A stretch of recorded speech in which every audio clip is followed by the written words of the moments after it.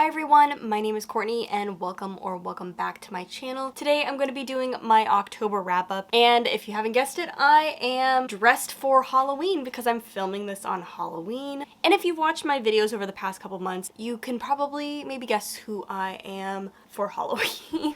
But if you don't know, I am Crowley the demon from Good Omens. I love Crowley and Aziraphale honestly pretty equally. I might be more of an Azzy fan now just because I really relate to him, but I went with Crowley this year, really why I fell in love with the series in season 1 in 2019 to begin with, so I thought it was fitting. Plus it's just a lot of fun as a character. But today we're not here to talk about Good Omens, we're here to talk about the books that I read in October. And I have a pretty decent stack. Again, I'm reading a lot. I've not really been filming videos, been kind of taking a break from that, which honestly I've greatly appreciated because one, gives me more time to read because I don't have to do that in the morning or in the afternoon when I get back from work. Just letting my creative juices flow. I don't want to quit, but also besides reading time, the other thing that this is giving me time to do is to write, which, you know, if I want to get a book published, I have to write a book first. So I'm working on a very rough draft of just something kind of silly and fun and just letting it take me where it will. But let's get into what I read, starting with manga. I read volume 7 and 8 of Kami-sama Kiss. This is a shoujo fantasy paranormal series about a girl who becomes a kami, and as a kami or a god of a small temple, she encounters a lot of supernatural beings, including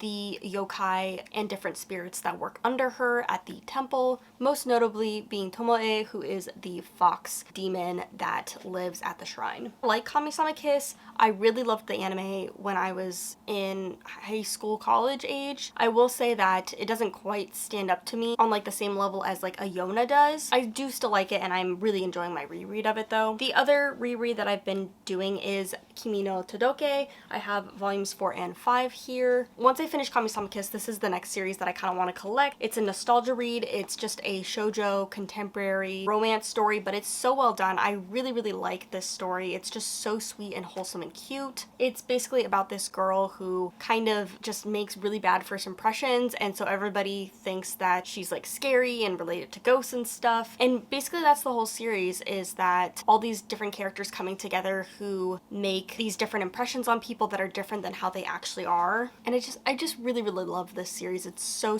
good. I feel like I appreciate it even more now than I did growing up because I just got so annoyed with some of the like drama beats, but now I really love that series. And then the other two mangas I read are for the Witch Hat Altair series. This is an adult comic, but it's following a young girl who basically gets involved in this world of witchcraft, which is highly unusual because witches are very secretive in this world and don't really share their powers. Coco, our main character, somehow gets involved with them. So I read volume 11, which caught me up to the series being published in English, as well as reading the first volume of Witch Hat Altair Kitchen. So this is like a spin-off, I guess you could say like filler episode kind of manga, where it's basically these little bite-sized moments that are happening, just like very sweet moments in the Altair between the different characters, and basically every little mini-sode is a cooking adventure, and it's so cute, it's so sweet. You can actually make the recipes that they're making in here, and I thought it was just gonna be a one-off, but there's actually like 5 volumes I think of this, so I can't believe that they're actually printing this in English for one. But I love this series and I love Witch Hat Altair, but it gets very dark, so just having like this is just so wholesome and cute and I love it so much. Perfect for fans of slice of life, but I do recommend reading Witch Hat Altair to get into this. And now we can get into the novels. Before we transition all the way into novels, I guess we should do my graphic novel, which is Fence Volume 5. I had this since it came out. I just have been putting off reading it because I knew I had to reread the rest of the series to get to this. So I reread Fence and then read this. Really enjoyed it. It's a slow-paced sports graphic novel series. It reads very sports anime, so if you like Haikyuu, this is definitely in your wheelhouse. It's silly, it's camp, but it's also just really well executed. And of course it is fencing, which is very unique. And yeah, I love these characters. I love this world. I was really worried because I just really hated those novel spin-offs and I just didn't think they were good. I thought it would taint my experience of this, but I kind of got that out of my system rereading this and I really enjoy this series. I highly recommend, but it is coming out very slowly. Now finally getting into the novels, one book I read at work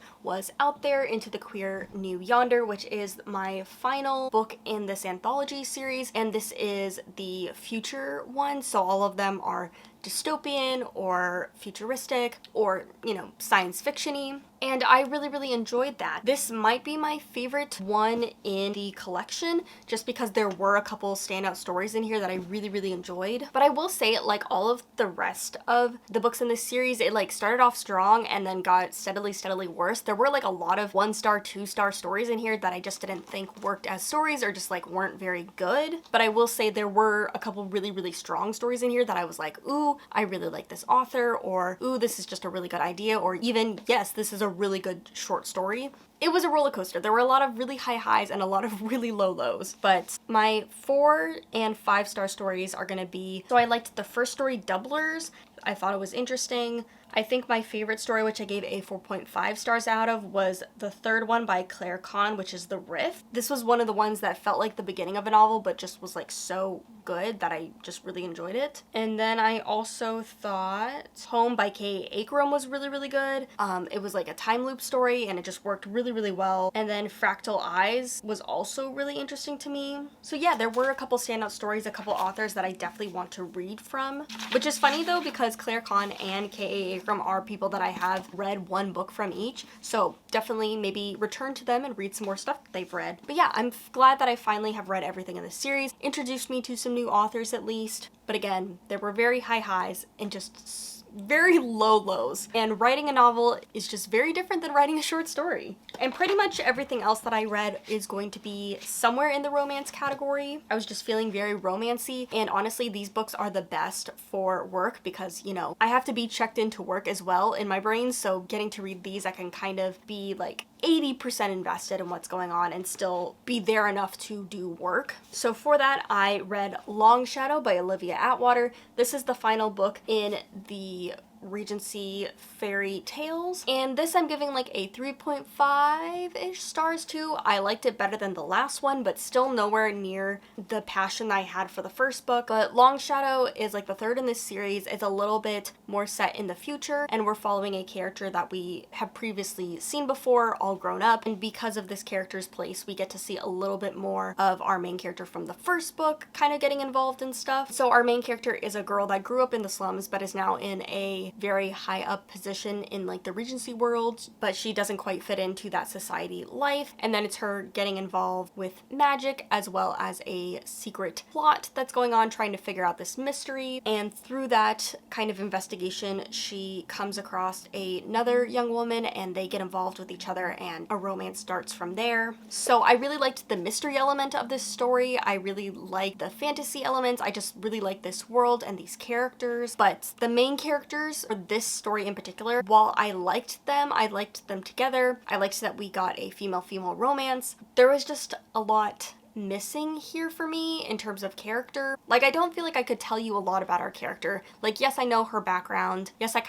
I guess I know her personality. I don't know. I just felt like she was a little lackluster. I just wanted her to have like some more hopes, some dreams, some personal stuff to do. I felt like she needed a hobby. Like, I just felt like I didn't know enough about her, enough about what she wanted. Like, the baseline was there to give us a plot, to give us a book, but I just felt like there was a lot of personality missing from her and a lot of personality missing from the love interest. They were set up to have like this great banter, but they just, I don't know, it just fell flat for me. It was good, enjoyable. I like this world, I like this writing, all of that, but especially when I'm reading Regency, I kind of want this like sweep off your feet moment. I want strong personalities, and I just didn't really get all the way there with that here, but still would recommend it. Very enjoyable. The next book I read was Devon and Chris Plan a Wedding, which is by Cynthia Higgins, and this was just so fun, so cute. Basically, it's about our two main characters that go on this dating show where basically it's a reality TV show where you have to convince your entire family that you're marrying this person that they've never even met before. Chris is on the cusp of making it as an influencer, so she's kind of using this as a little bit of a career boost,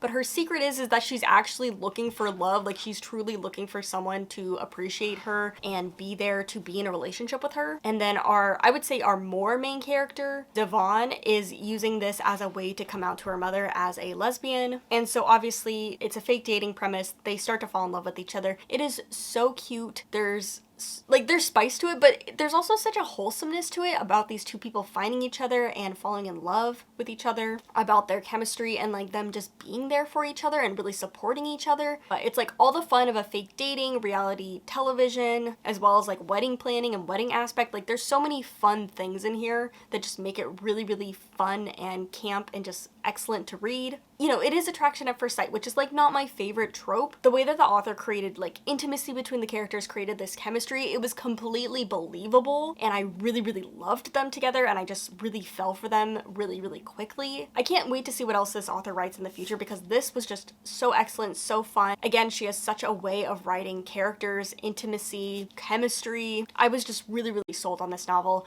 and I gave it like a 3.75, 4 stars. Really, really good. And then the last book I have is Iris Kelly Doesn't Date by Ashley Herring Blake. And this is the final novel in the Bright Falls series. And this is another adult contemporary romance story. And it's following our final friend in the friend group of Bright Falls, which is Iris. And Iris has kind of been in a roller coaster of the past couple years. She's about to be a debut author, but also her relationships have kind of sucked. And she just feels like she's only kind of seen as this person to have a good fuck with and, you know, not to be in a relationship with. And also all of her partners just want something different than what she wants. She doesn't want kids, she doesn't want to get married, and she just has a really hard time developing a relationship, and she decides, you know what, no, I'm just not gonna have relationships anymore. Who gives a fuck about it? And then our other main character is Stevie, and she is an up-and-coming actor, but she's just has a lot of anxiety and is just really doesn't know what she wants her dreams or goals to be at this point,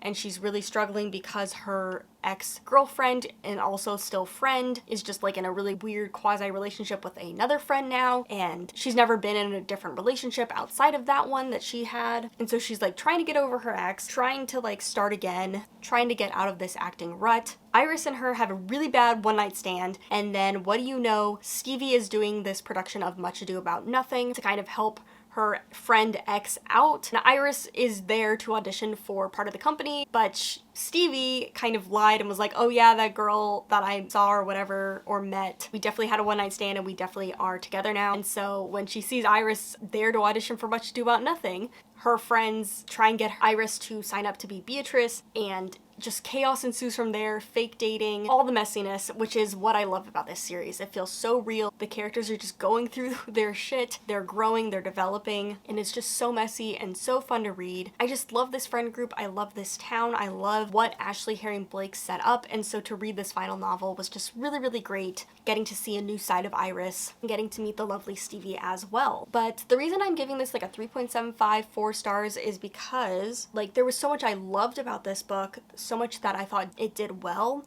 I really liked being again with Iris as a character that we've seen for the past 2 books, but I wanted a little bit more from it, especially the acting thing. For me, Much Ado About Nothing is personally like one of my top Shakespeare plays. I just love it so much. I love the Emma Thompson movie as well as the David Tennant version that you can watch online. Both of those excellent, excellent versions of that play. And so I kind of wanted the acting to be a bigger part of the story. Like they go on a retreat, you know, they do the play for a month. Like there were so many opportunities to incorporate not only the play but like them acting into the story itself, and it just wasn't really there. It was just kind of moments that were kind of glossed over, which was just really sad because I thought there was a lot of good potential to have like that theater acting thing play into the story a little bit more. But overall, this was really, really good. I really like this series. So yeah, I enjoyed it. I just would have loved more of it. Just that's how much I like this series and these characters. I just want more from it always. Those are all the books that I read in the month of October. This is obviously going up after Halloween, but happy Halloween. Let me know if you dressed up for the day or not. But thank you so much for watching. I'll see you guys later, and happy reading.